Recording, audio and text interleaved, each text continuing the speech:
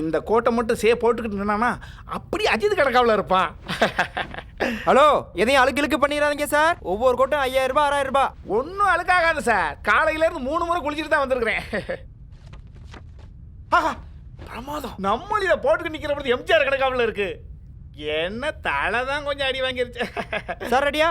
இதை வந்துடுப்பா. கொஞ்சம் அப்படியே தலை தலை அப்படி நேரம் வைங்க. தலை நேரம் வைங்க. கொஞ்சம் இப்படி. ஓகே சொல்கிறேன். ஓகே அப்படியே இருங்க.